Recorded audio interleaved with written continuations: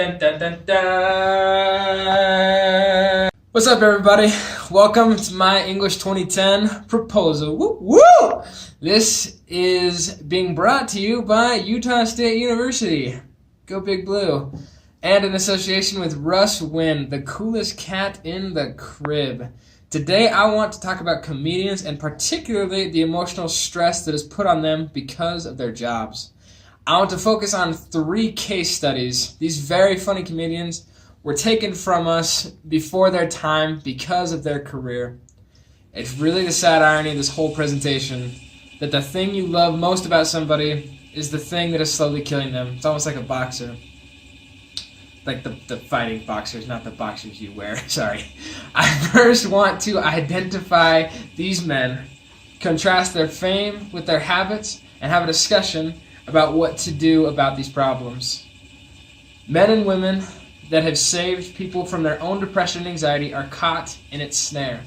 Comedian Michael Ian Black tweeted shortly after the passing of Robin Williams, quote, "We lose at least one great comic in suicide or ODs every year. Our jobs are to communicate, but we seem not to know how to ask for help." Whether or not that is true, the imagery is stirring and leaves you feeling sorry for something you laughed at. Here are some examples of just what these comedians could do. The first is Chris Farley, followed by John Belushi, and then Robin Williams. Obviously, their comedic genius isn't lost on anyone. All 3 of them were amazing actors and even funnier people. When they were in any scene or stand-up routine, they would ignite the stage and leave people wondering what they were going to do next. They were incredibly proficient and successful at their trade.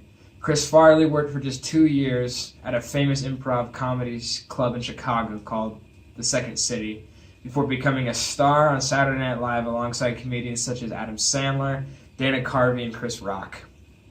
On his 30th birthday, John Belushi was the star of the #1 movie in America, was the star of the #1 show on television, and had the #1 album on the Billboard Hot 100 chart.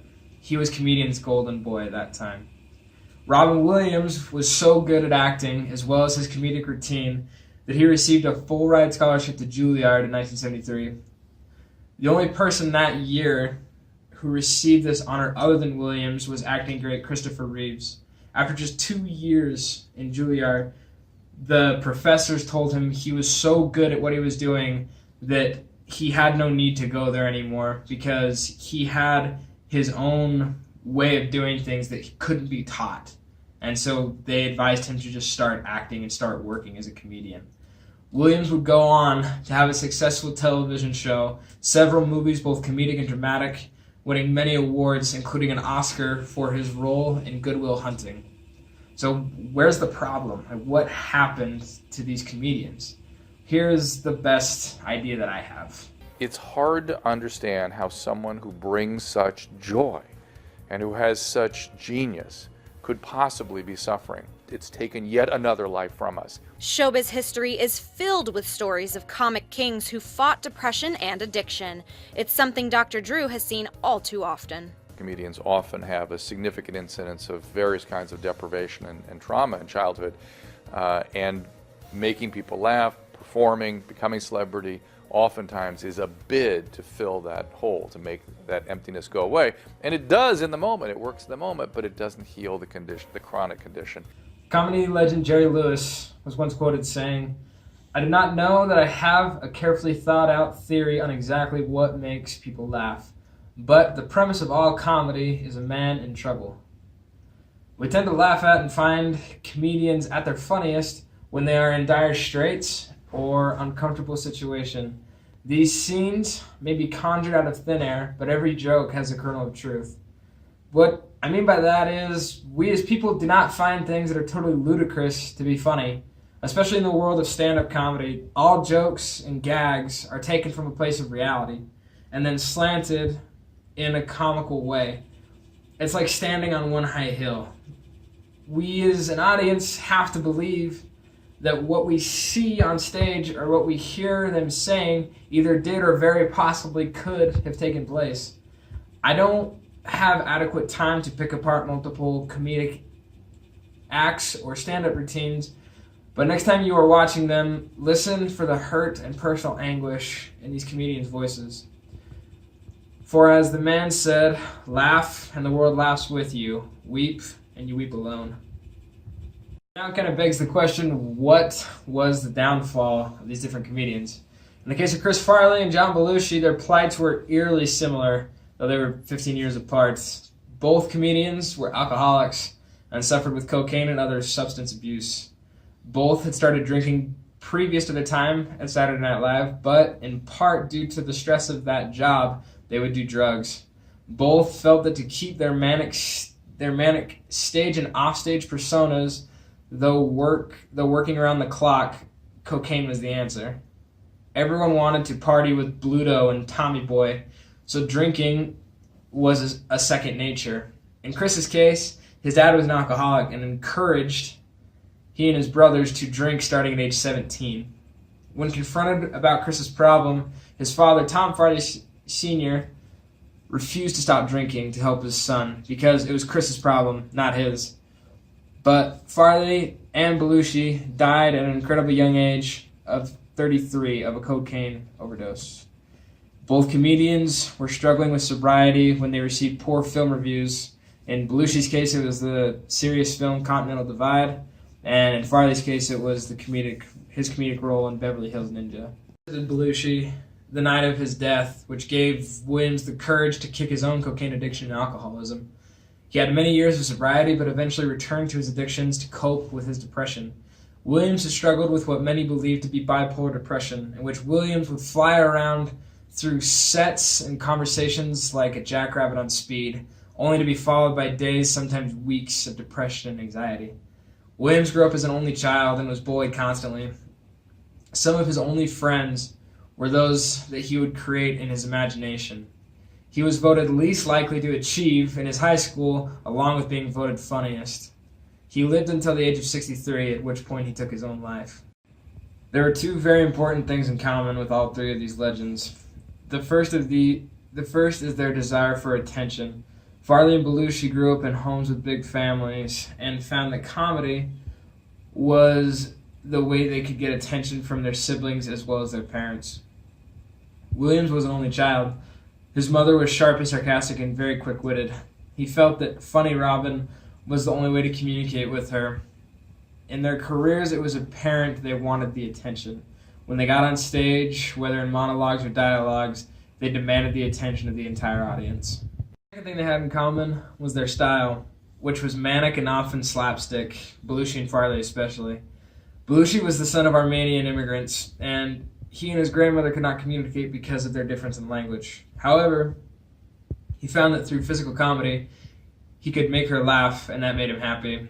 He found, as did Alan Dale, that slapstick can't be replaced because it offers a fundamental affirmation on the face of the physical frustrations of existence in a form that no one in the audience has to reach for. Basically, that means that slapstick is something that doesn't take a lot of thought to handle. Whether you're deaf or not very intelligent, you don't have to be to understand slapstick comedy. It's physical. It's watching somebody fall down. It's watching old episodes of Tom and Jerry. That's what slapstick comedy is, and Farley was amazing at that. So was John Belushi. Farley recalled his dad laughing hysterically at John Belushi in one of his most famous roles, Animal House, as Bluto, and found that that is how he could impress his dad. Robin Williams, on the other hand, well, he was just Robin Williams. There has never been a comedian like him, nor may there ever be another one like him. He speaks so quickly, straight from the hip, that you have to stop and Google half of the things he's saying and impersonating just to wrap your head around how funny he really was. Kind of the big takeaway from this, what's the point? I mean, famous people have said for years, oh, it's hard being famous. I have to deal with all these things. And us people who aren't famous kind of look to them and think, well, what's so dang hard about being famous? They have all the money in the world. They can get girls. They can get drugs. I mean, what is really so hard about it? Well, I think in a larger sense, comedians are underappreciated. They're like the court jesters of the common world, deemed as fools and imbeciles because they portray them on the big screen. Perception, however, isn't reality. Physical comedy and playing the funny fat guy takes a great deal more effort and struggle than we may presume. I mean, think about it. If you are doing some sort of physical act to make people laugh and you're doing your own stunts, you may have to film that same scene 6, 8, 10 times until you get it right. That's a lot of physical and emotional strain on the body. Physical comedy and, having enough integrity of character to look inside yourself and help other people laugh at your expense takes a lot of courage. It takes an incredibly keen eye to look at something that is mundane and routine and pull out of it something spectacular and even hilarious. This last clip is of Williams as Mork in his breakout television role Mork and Mindy, and it poignantly kind of describes my thoughts on this. Just get on with your report, Mork. Oh, yes, sir. This week, sir, I learned what it's like to be famous on Earth. That's good. Well, sir, sometimes it is and sometimes it isn't. You see, most Earthlings try very hard to be recognized for what they do, but when they become stars, sir, they realize they're recognized wherever they go. You mean they lose their privacy? Well, sir, sometimes they can even lose their clothes. You see, being a star, sir, is a 24-hour job, and you can't leave your face at the office. Isn't fame its own reward? Oh, yes, sir, it is, but when you're a celebrity, everybody wants a piece of you, sir. Unless you can say no, there'll be no pieces left for yourself. I thought all stars were rich, live in mansions, and drive big eggs. I know, sir, that's the common misconception. But you see, to get that, you have to pay a very heavy price. You have responsibilities, anxieties, and, well, to be honest, sir, some of them can't take it. I'm not buying it, Mork. Why, sir? It sounds to me like they have it made. Well, most of them do, sir, but some are victims of their own fame. Very special and talented people. People like Elvis Presley, Marilyn Monroe, Janis Joplin, Jimi Hendrix, Lenny Bruce, Freddie Prinze, and John Lennon. Fame is a cruel mistress and has taken the lives of many talented and funny people. My hope is that we can come to a greater realization that stars and comedians especially deserve our respect. They are more than just our stress relief valve. They are deep, enthusiastic, and intelligent human beings that have wonderful perception on life. Allowing those funny people in our lives an opportunity to be human and real may be just the thing to help curb this terrible problem. This is the part of the video where I magically change clothes. So, we see that fame is like a big problem, but most of us are never going to be famous.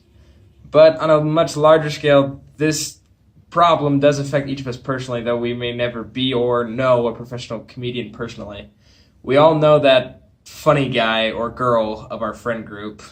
We kind of expect that person to be on all the time. We love them, but we love them because they give us that much needed release that usually comes at their expense or at the expense of others.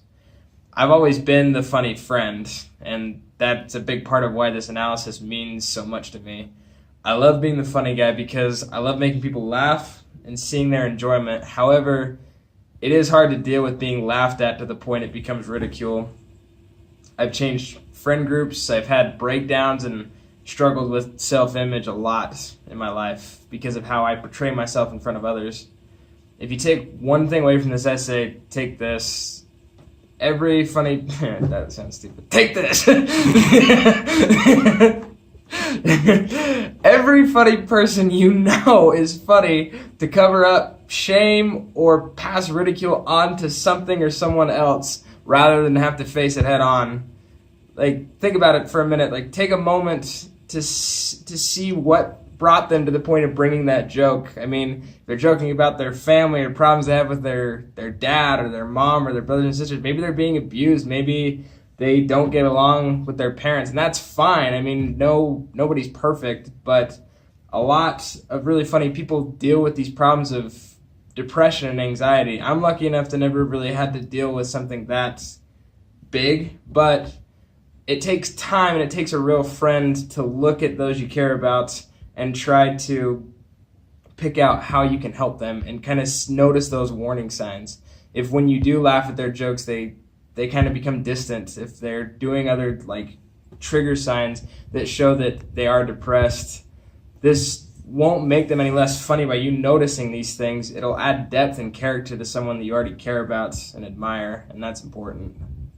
All right, so now to kind of close up, we're going to watch some of the most famous clips from these comedians. Now you kids are probably asking yourselves, hey Matt, how can we get back on the right track? Well, as I see it, there is only one solution. And that is for me to get my gear, move it on in here, because I'm going to bunk with you, buddy. We're going to be buddies. We're going to be pals. We're going to wrestle around.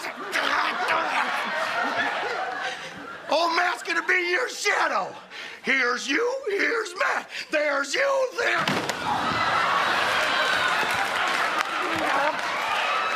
Whoops-a-daisy. Hey, look! Goddamn son of a bitch! I'll kill you, you scumbag jerk-off assholes! Jesus. What's going on? They confiscated everything, even the stuff we didn't steal. They took the bar! The whole fucking bar!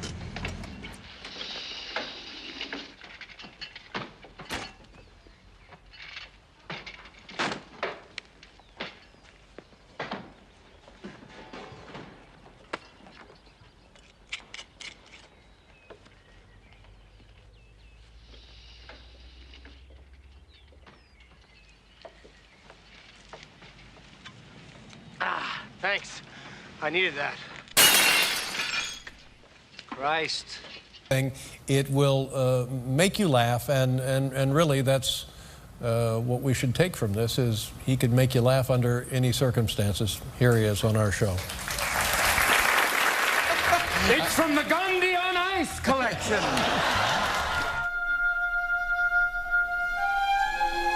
Oh, God, how you doing, Mr. Williams? God, Mrs. Doubtfire is very funny. You know, you're much more attractive as an older woman. Hold him, hold Okay, him. I got it, I got it! All right. Take it easy, damn it! Our next... My first day on the job! Aren't you glad you didn't see this at the surgery? Hey, Dave, it's me! They just thought it'd be real funny. You had a television show, Mork and Mindy, of course. Right. And the producers, for some unknown reason, invited me for like a little thing on the show. That's right, you played a... I know. I've never seen it. I cannot bring myself to watch it until tonight. You have it here? Somebody has stolen my Rolls Royce. The girl who is losing your Rolls Royce is a concept. Getting it back is a reality. It's amazing when you win the Academy Award. You have like about a week where everyone's like, hey, Good Will Hunting, way to go. Good Will Hunting, Academy Award, way to go. And 2 weeks later, it's like, hey, Mork, how are you?